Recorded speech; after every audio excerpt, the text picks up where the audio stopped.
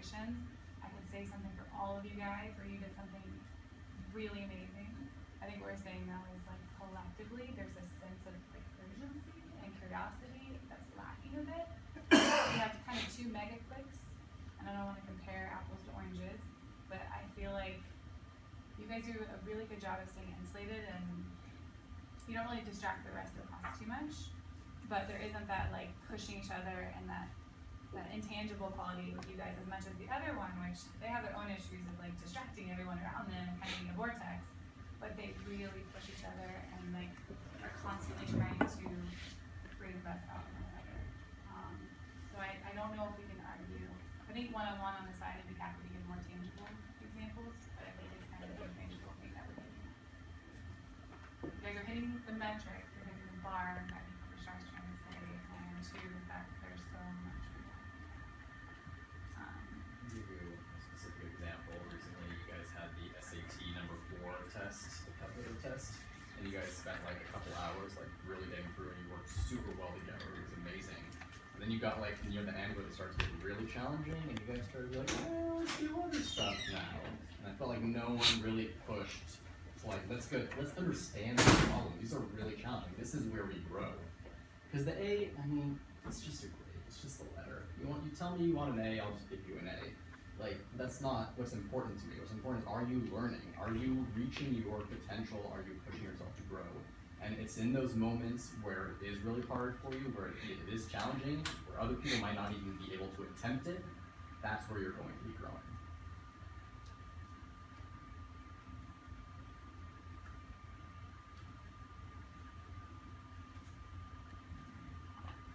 And I'm going to, at this point, break a little bit from protocol and give anyone in the pick the opportunity to respond, because we are characterizing a social group and a friendship, and your guys' friendship is beautiful and wonderful, and you have helped each other, I'm sure, in infinite ways in class.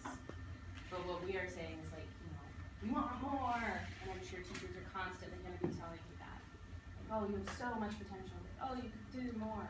But does anybody want to respond to that? Even push back? You did.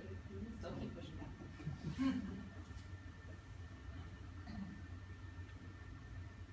I mean, in general, would you guys agree or disagree with that characterization? What was it? That the clique that you guys are in right now, you do things faster, but not deeper. And that in general, you don't necessarily demand that each member of this clique sort of meets their full potential, or grows, or leans into discomfort. You guys are very comfortable with that. I feel like academically, we are very comfortable and stuff, but I feel like we also push ourselves in other ways outside of school too. Got it, that we don't have access to see. Yeah. Such as? Such as in sports and stuff. Yeah.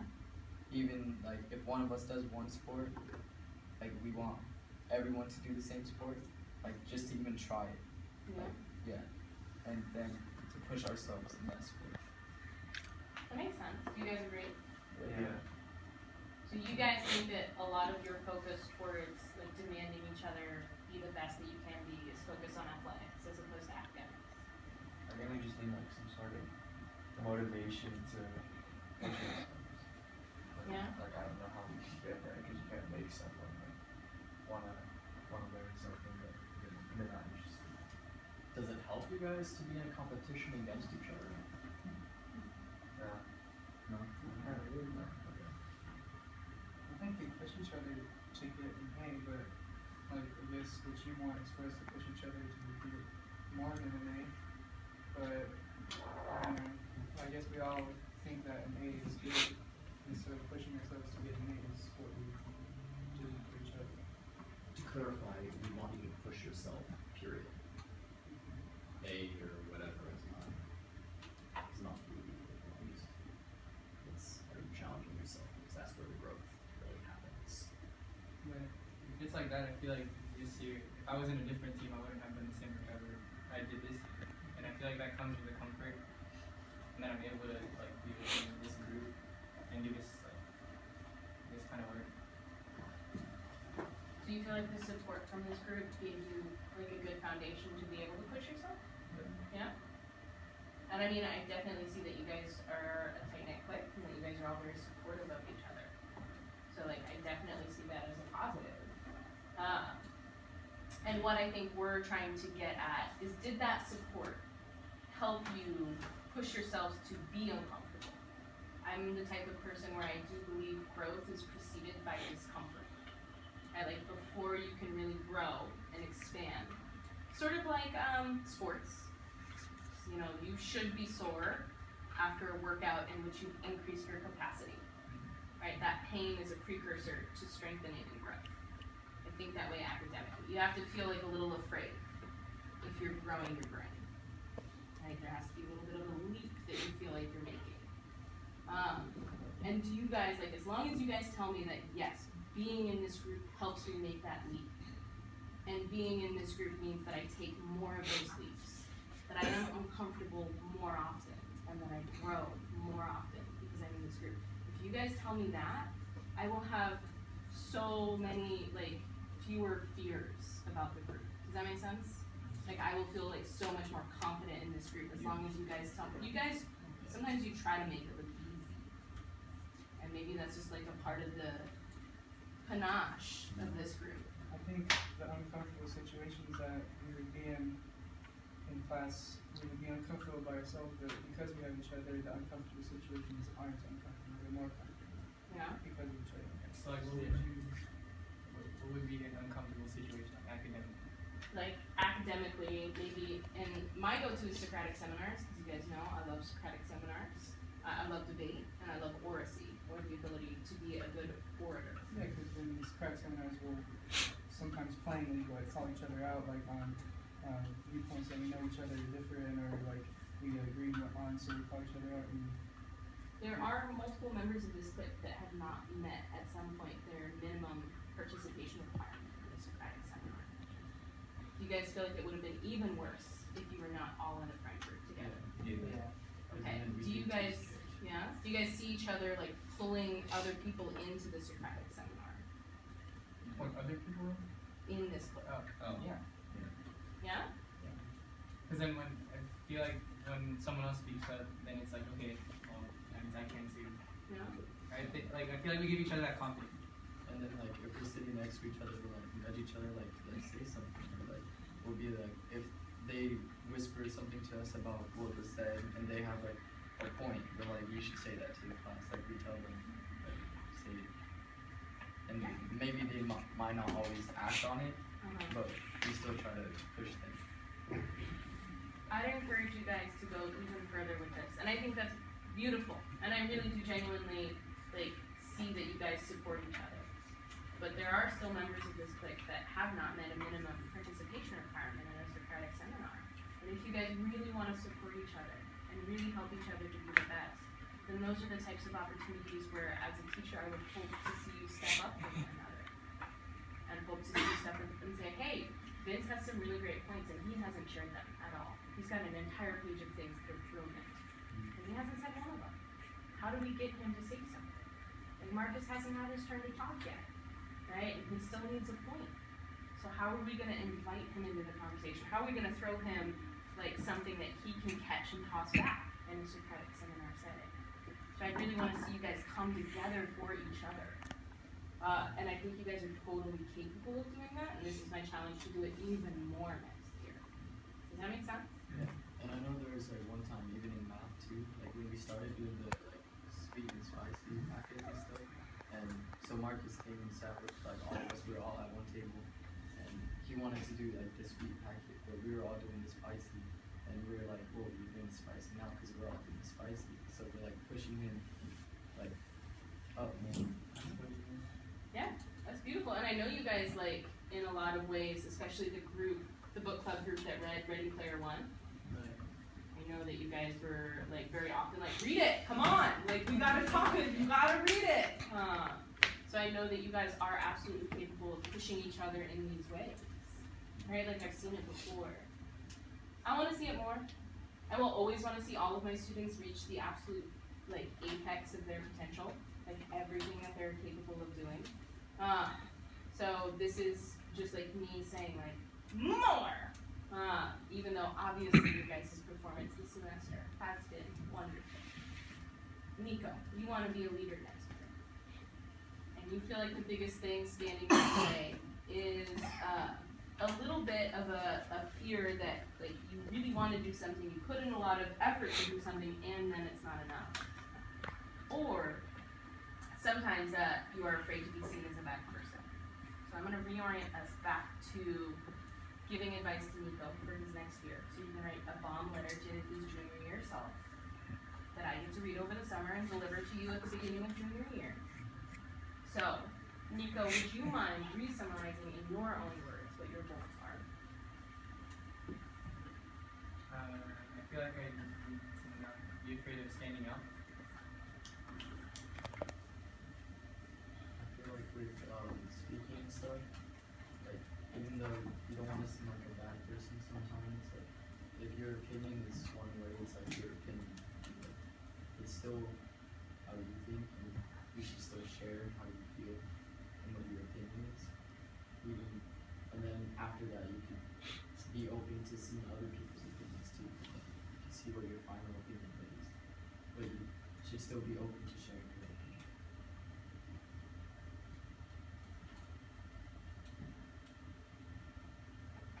And I will ask that each group member contribute.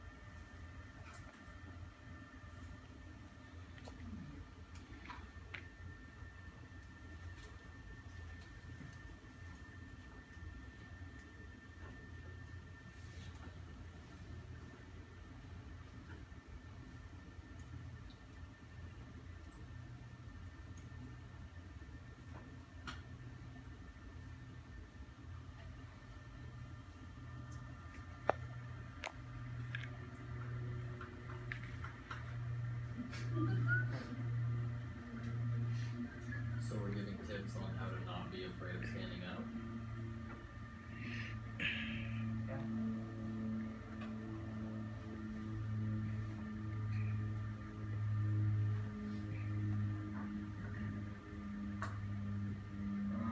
Just don't worry about like what other people think, because like we said earlier, like sometimes you're overly considerate of other people's feelings.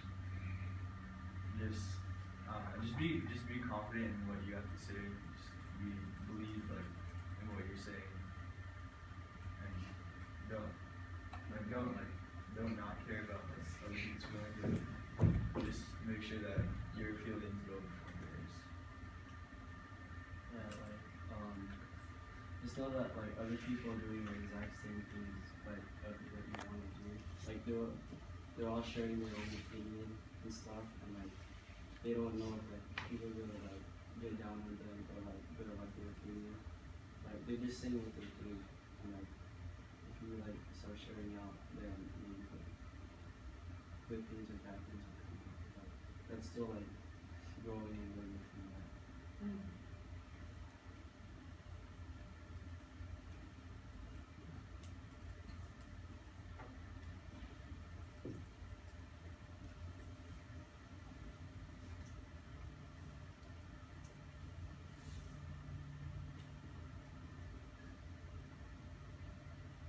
So there's still a couple people we haven't heard from yet. You said any suggestions on being a leader? Or what? Not being afraid to step up is being scared to be the one, like the one person that's different, even though everyone else is on one side and you have different ideas. Stick with what you believe.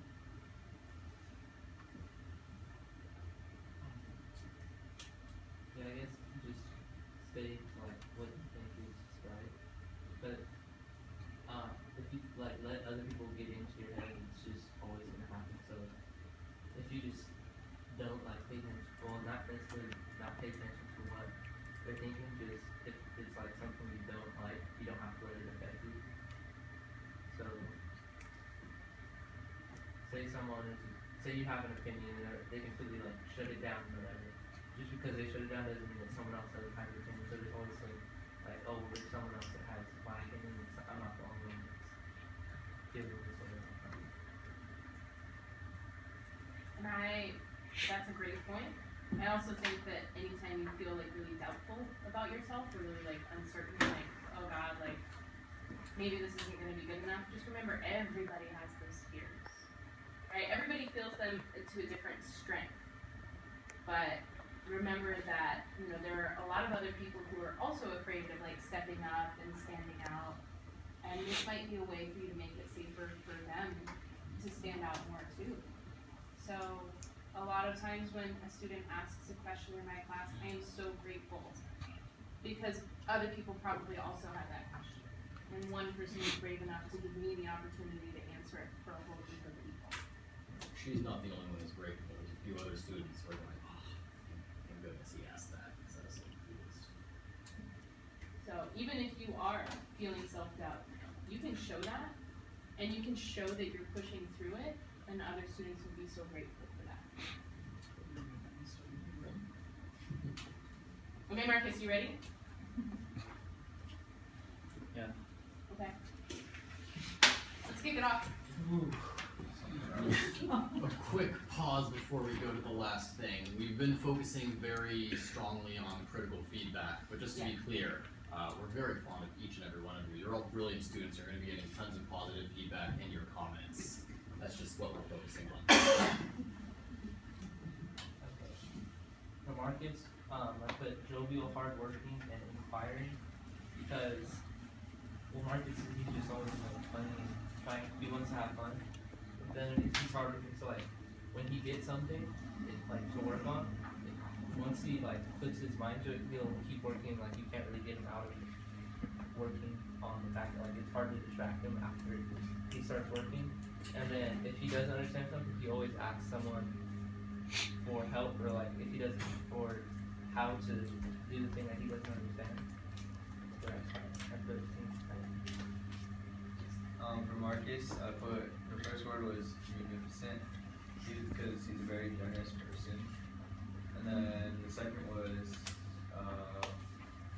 equanimity, because he has mental calmness.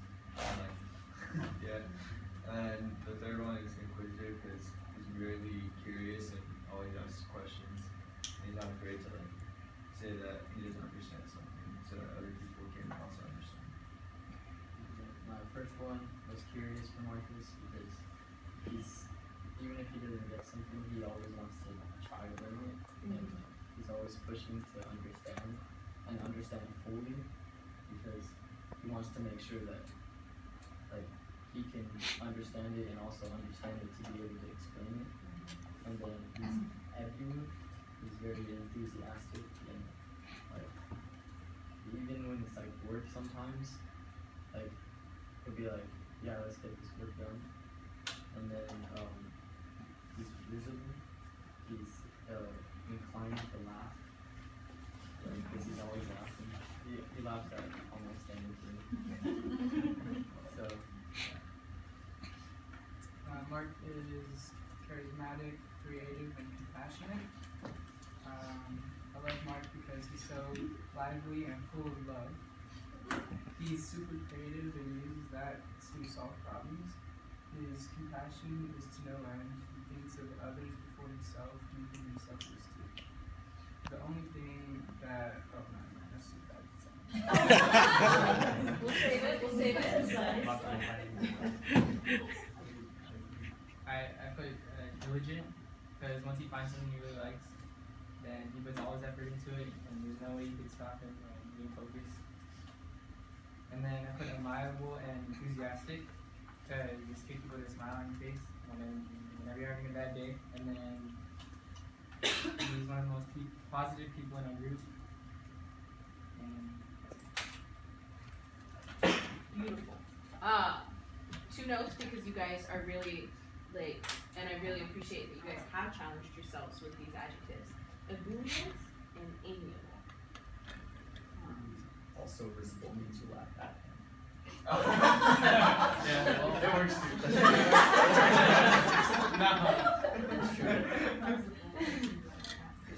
So you guys are beautiful, and I would love, and amiable is such like, you guys are full group is so amiable, so I'd love for you guys to not accidentally say that one in a way that someone else knows exactly what you mean. Okay, so positive, beautiful. Now, critical feedback and pushing you to be your best. Okay.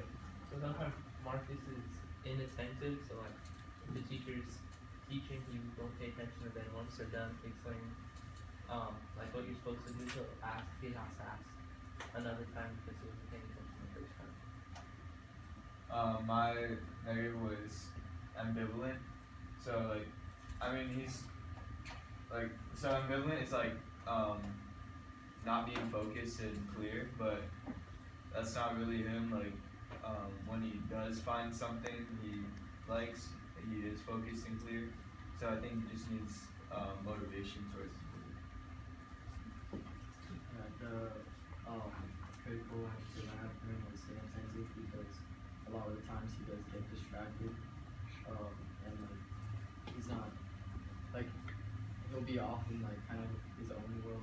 Like he might not be distracting anyone else, but he's kind of like because of him being so creative and everything, he's just like kind of wandering off, and then he'll be asking us like what we're supposed to be doing and what we're doing.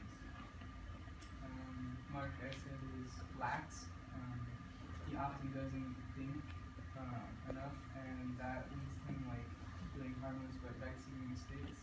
And mistakes are little as they are, but I feel they make people sometimes like judge him on like the mistakes he makes.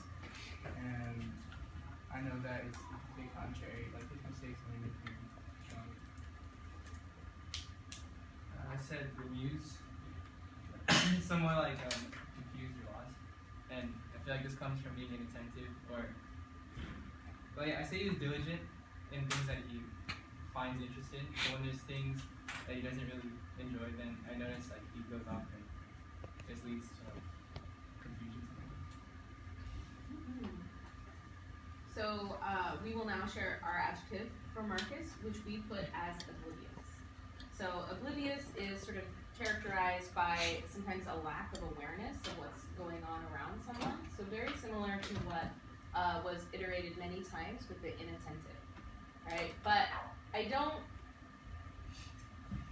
feel like this is always true, because there are times where Marcus, you've displayed like just a rock solid like ability to just be like, no, I'm not gonna get distracted. Like this is my bubble.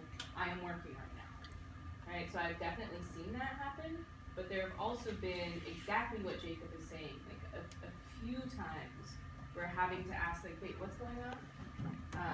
Like immediately after instruction on what's going on was just given, where it gave me the impression at the beginning of the year that you were sort of like dreamy, that you were sort of like off in your own world, in your own head.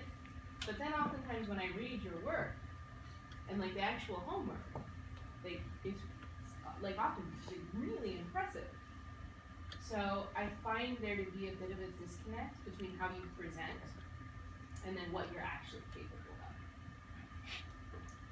And I would agree with the same observations from class. They're just here and there pretty consistently, definitely always needing clarification on directions or what you're supposed to have or what you're supposed to be working on. And you do it in a way that is like funny. Really, I don't know. You're like charming and you're like, wait, what was it? Okay, I totally missed that. And I think I get mad at you, or, you know, like it's hard to be like focus. But yeah, like there's definitely this like dreaminess, like what is he thinking about? I'd say that's in the clouds a little bit. But I think that what I'm trying to phrase what Jacob said, harmless but vexing mistakes. He said harmless but vexing. I think that the only it's not a huge deal to tell you what to be working on, right? Like it's not that much time, and then you redirect and you're fine. Then I wonder, like overall, how much time gets wasted, how much time gets lost that you could have been doing something. Are you always really clear on what you're doing? Is your work the best work it can be? Why are you not plugged in all the time and not completely tuned into what we're doing? Is it boring? Are you thinking about other things? Are you tired? Like, I don't know. So it's not a huge thing, and it doesn't impact your work significantly or the classroom significantly, but I think it just happens so often that that was our first thing. response, Marcus? I do agree like what everyone like said. Yeah, I know like I ask a lot of like questions because like I'm like confused and like not like listening. Like yeah, I am lost. Yeah. I do want to celebrate though that I think that even in this like inquisitive group, you are the one that is most likely to ask a question and most likely to be like, I don't understand, explain it to me. And that there's like a certain kind of bravery that really comes with that, right? A certain type of like, I won't settle for being confused. I'm not just going to sit here and not understand what's going on around me. I'm going to ask. So there's a part of it that's like so amazing. One of the things that I am most concerned about is like the fact that sometimes you throw off this impression of being a goofball when I feel like you're capable of some real serious like intellectual work and thought. And I'd love for you to have the ability to like align that impression with that capacity when you want to. And then when you're relaxing with your quick, you can just, you know, be dreamy, like put a head in the cloud. What? So I don't know. First off, feel free to agree or disagree with any of that, Marcus, and to even like set a focus for what you would like to do or who you would like to be your junior year.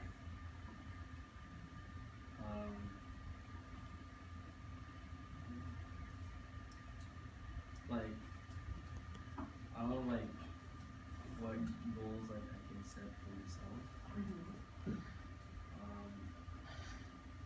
Do you guys have any suggestions for like focuses that Marcus could have for his junior year goals? If you guys say, oh, it's the small mistakes, like the tiny things, or just like staying focused even when you're not interested in. We have a lot of different possibilities for foci, except as plural, as focuses. Foci. So what do you think Marcus should make his number one focus? Being inattentive, being a little bit lax.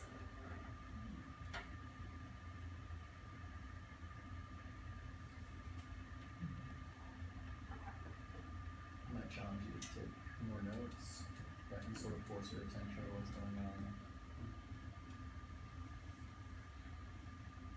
Doesn't being lax like lead to inattentive weakness?